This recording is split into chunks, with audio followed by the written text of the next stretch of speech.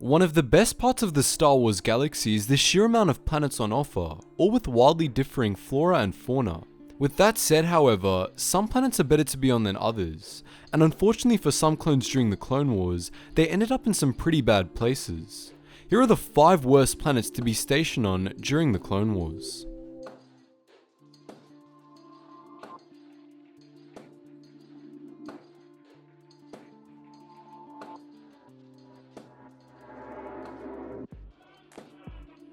Our first one is actually what most people would probably consider to be one of the best planets to be stationed on as a clone, KAMINO. But, to put it bluntly, the Kaminoans are dicks, and their strict regulations would have made life comparatively horrible for the clones stationed there. Any clone who showed as much as a touch of abnormality and even individuality in many cases would probably end up euthanized. This hard life, combined with the less than agreeable weather and multiple attacks KAMINO faced, makes KAMINO one of the worst planets for a clone to be stationed on. How ironic. Up next, we have UMBARA.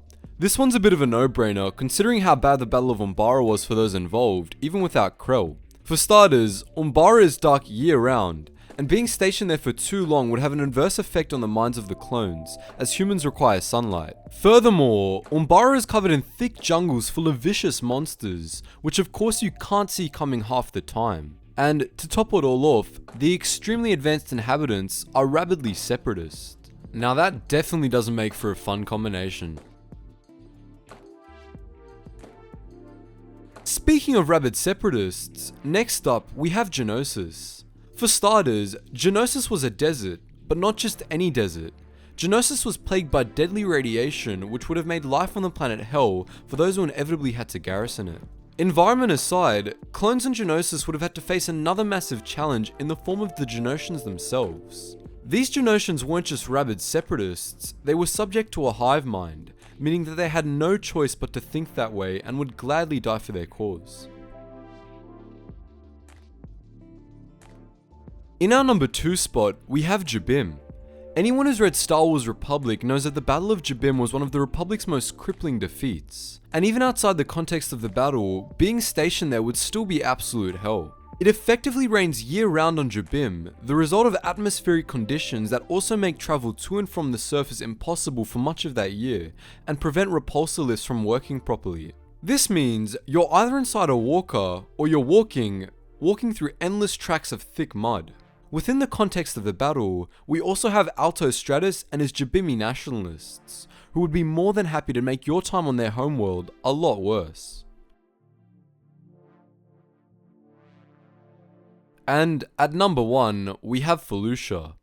In the words of the incomparable Battlefront narrator, "It's been said that the 501st got the best of the war.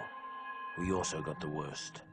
On FELUCIA, the Seps dug their metal heels into the muck of that alien hellhole and dared the Republic to come in after them. So we did, only to be met with the month after month of flesh-eating diseases, shrieking nocturnal predators, and other sights that haunt me to this day."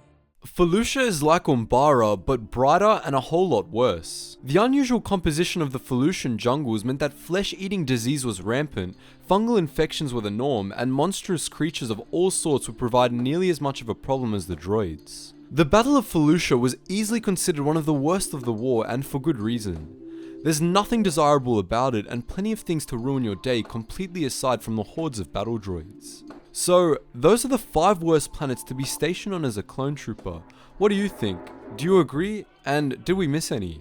Post your thoughts in the comments section below. Anyways guys, as always, thanks for watching, and don't forget to join the wider Geetsly's community on Instagram and Discord. Links are in the description below.